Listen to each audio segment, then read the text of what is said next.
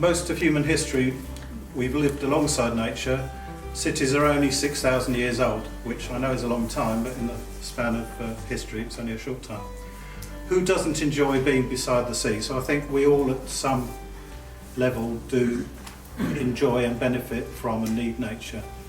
We need green spaces for rest and relaxation, socialising, and to enjoy the rest of nature, and for their role in producing clean air and the water we need. Green spaces are particularly important for children because they can modify and interact with them, and that's the theory behind adventure playgrounds, and allow them greater freedom and independence. We need to foster the rest of nature for its intrinsic value because we are a part of it and because we need it. In this talk I'll be concentrating on birds, but that's, obviously all nature is linked, so birds need plants, trees, insects, other animals. Okay, I'm just going to wax lyrical about birds for a minute. You have been warned. Birds are often beautiful, sing and fly, and are relatively easy to see. Some of our commonest birds, like blackbird, robin, song thrush, have beautiful songs. Even in somewhere as grotty and built up as London, there are birds around us. I've seen a red kite, which is a big scavenging bird of prey over Shoreditch Station, 5-foot wingspan. I've seen black redstarts, which is a little black robin with a red tail at King's Cross, and waxwings at South Ealing Station. So even in our current state of things, there are birds around. You can see one of nature's great spectacles, the starling murmuration, which is huge flocks of winter starlings that fly about before they roost at Brighton Pier. There used to be a big starling roost at Trafalgar Square 40 years ago.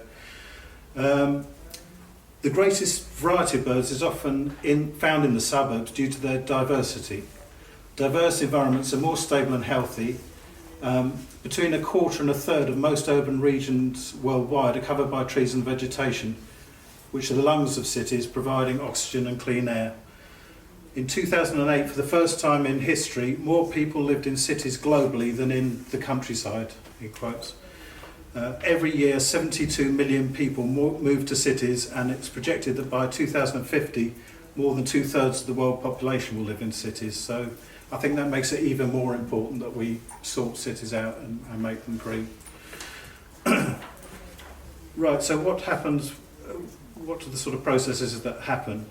When buildings and pavements replace forest, rain washes to rivers in flash floods loaded with sediments and pollutants. Rivers are pumped uphill or forced to flow, piped and underground away from the sun. Buildings funnel winds through urban canyons and foster industry that heats the land. Traffic noise means that birds struggle to hear each other, which is essential for breeding. Pavement removes and fractures the habitat that nature requires. Nature is adaptable, however. Urban great tits have shortened their songs so to attract mates and defend their territories.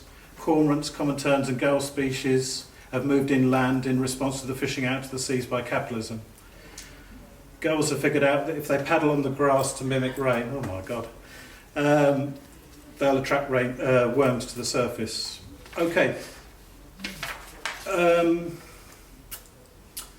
So, although nature is adaptable, we do need to make some big changes all round. Increasing homogenisation has meant that a few species do thrive, although worryingly, even though they are struggling, things like sparrows and starlings. Sparrows were so common 30, 40 years ago that they didn't even bother to count them. So we can't say how far they've declined, although we know they've declined a lot. It shows, we're in a bit of a state. Right, I'm winding up. So birds can be divided into 3 groups, and I'm sure other animals as well, in responding to human urbanisation and activities. Avoiders, exploiters and adapters. So, well, I think that's self-evident. Some are lost to cities and their population declines due to urbanisation. Some benefit from it, but yeah, later on we can explore how we can change things. Thank you. The whole point about enclosure and open space within cities as well is that like people have been excluded from it as land's been developed, but people have always resisted that process. Like people like had investments of like in the old commons. People had they used that space for grazing animals. They had certain people, they were called common rights, although they were easy to get rid of when the time came. But people had like traditional, customary, sort of uses for that land. And when as that was being taken away over the sort of 17th, 18th, 19th centuries, people resisted that. People tore down fences, and that process of resisting the enclosure of land carried on into the 19th century as kind of society gradually changed. You've got the Industrial Revolution, you've got millions of people pouring into the cities. That open space for cities became vital, and people sort of resisted the development. So many of the parks and green spaces that exist in many cities were actively defended by people, both by legal means and often by illegal means, and sort of rioting, tearing down fences, opposing the actual kind of partition of land. I'm interested in in how that process continues, especially at the moment within London and within cities where, I mean, I've lived in London since the sort of 80s, and it feels like every tiny little sliver of open space that can be built on is being taken away. And although many of the kind of commons in parks are protected by sort of things like the Metropolitan Commons Act, things like that, there's a lot of pressures on that. Obviously, with cuts to local authority budgets, there is kind of pressure to kind of use that land kind of more for profit, more for money raising, and kind of that's an increasing kind of pressure on public space, and there's no guarantee that those open spaces will remain as they are, and it's kind of a question of how we go on with that, I think. So yeah, we are an eco community in one of the Heathrow villages, just about a mile north of the northern runway. And what I'm going to do is I'm going to quickly run through what we do with the land, and then what the land used to be used for, and the wider area, and then the kind of impacts of aviation, specifically to Heathrow and possibly more generally. But with only 6 minutes, I'm not sure how much of that I'm going to get done. We are 6.5 years old now. We grow food. We've just put up a polytunnel this year. We do lots of permaculture, lots of foraging. We have tons of elder trees and brambles, but we also forage waste food, which is in huge supply in our country. And lots of the land is actually left wild for wildlife to thrive. We have an off-grid energy system with a wind turbine and solar panels, and we are near zero fossil fuel use. We live in low-impact structures made from waste materials, and because we squat the land, we don't have to pay rent. It's a very creative place because people have the time to express themselves artistically and musically, which sometimes gets ignored when we talk about the kind of practical uses of land. And yeah, this is perhaps a bit of a rosy picture of how things are actually on site. You know, we live communally, we share food and spaces, and this comes with big challenges, as anyone who's tried it knows. There's always going to be some conflict and some compromise for lots of reasons, for inherited practices and values from how we're raised, and just sort of being ground down by past experiences, and also just because of human psychology. That's just maybe how it is. So there's always this difficult balance of acting as a bit of a refuge for people to come in, but also we want to provide useful resources to the local community and people from further afield, activists. So we've got a bike workshop, we have lots of workshop spaces, and we run open mic nights and activist events. We had a anti-third runway protest just a few weeks ago, which some of you might have seen on the news or even participated in. So yeah, what was the site like before? So it was an illegal car breakers yard. It's split into two bits of land. Part of it was a car breakers yard and a dump, and the other was just being sat on by a holdings company, and they still don't have planning permission to do anything with it. So that's why, arguably, we're still there, because they're not wanting to evict us anytime soon. And yeah, even before that, it was a market garden. It's located in Vineries Close, so had lots of vines growing there, and there are lots of abandoned greenhouses all around the site. And this is actually true of the wider area too. Heathrow used to be known for its vegetable production for the rest of London. It was an agricultural area, but now it's obviously synonymous with the airport. And yeah, so but yeah, this site, which was squatted 6.5 years ago, wasn't just to create an eco project, but also to support the campaign against the third runway, which was being pushed through at that time, and then it was pushed back against, and now we're in the situation we are now, as everyone knows probably. So it was a kind of collaboration between climate activists and some locals, and yeah, just quickly, the impacts of aviation are, the huge noise and air pollution impacts for local people, but for a lot of people, the big motivation to get involved in anti-aviation is greenhouse gas emissions. The third runway is probably going to, at its height, produce the same amount as the entire Kenyan economy.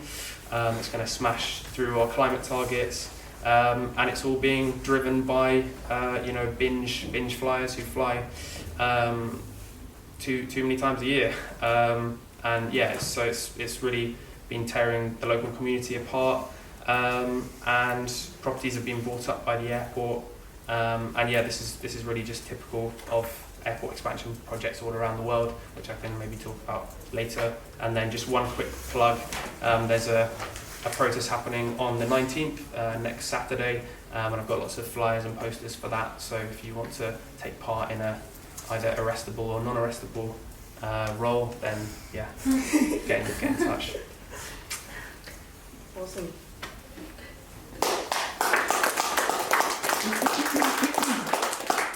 So I've been asked to come today to talk about the relationship between agriculture and the environment.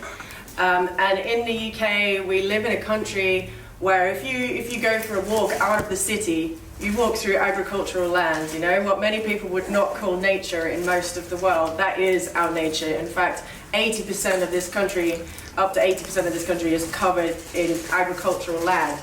So it's impossible to talk about the environment of the UK without bringing in the conversations about agriculture and how we can maybe do agriculture differently.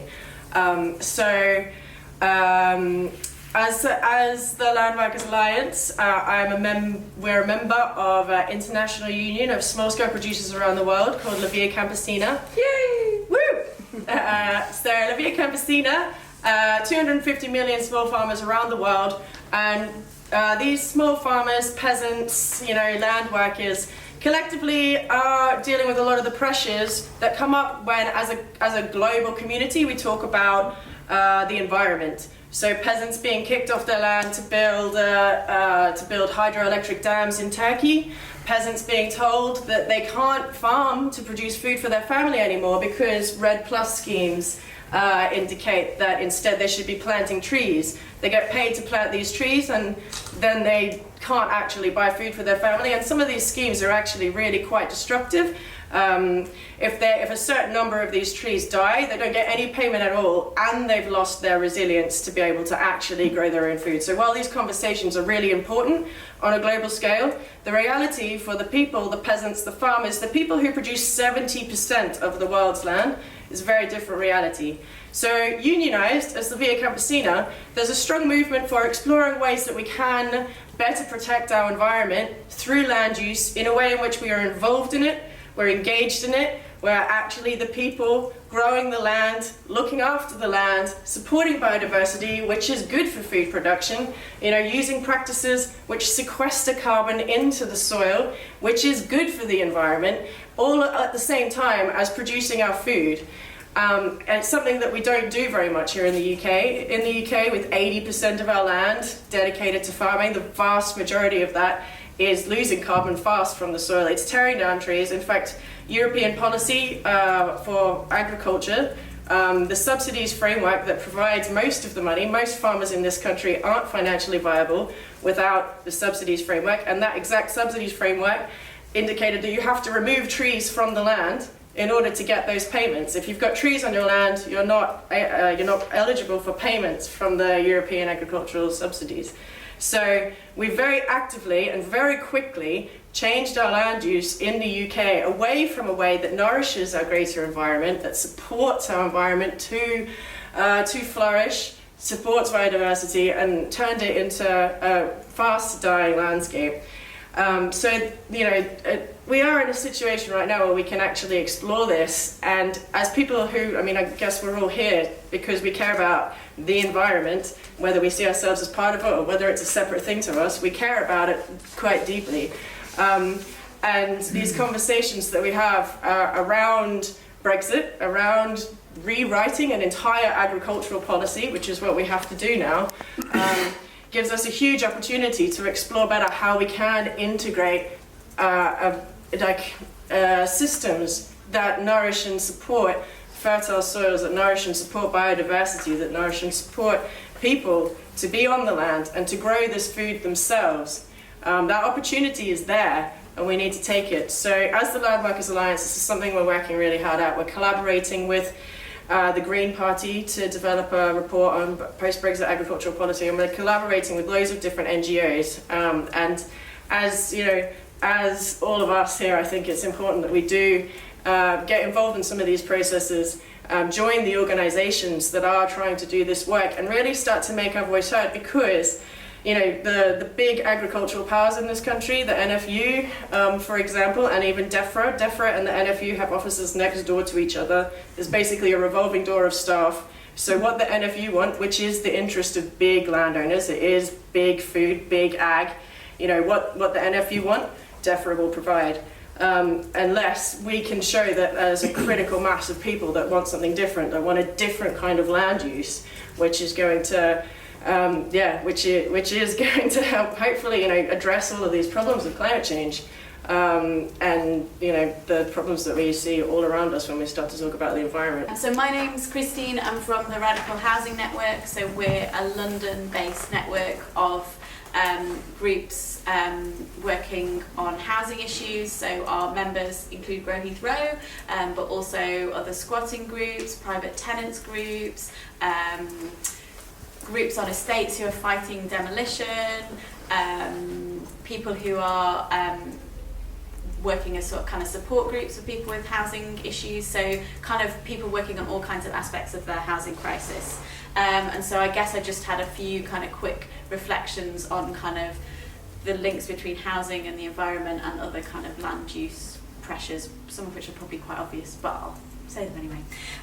So obviously we all need housing, but housing tends to compete with other demands for land use, and creates environmental impacts on natural resources and on other species, both kind of during construction of new housing, but also once the housing's there. And just as an example, the cement industry is a really big producer of CO2, as an example, as a greenhouse gas. Mm-hmm. So it's a cliche, but I think certainly in this country we've got enough land to meet people's housing need, but if we start you know, being greedy about how much housing people have, we're probably going to kind of have impacts in terms of other uses that we need land for.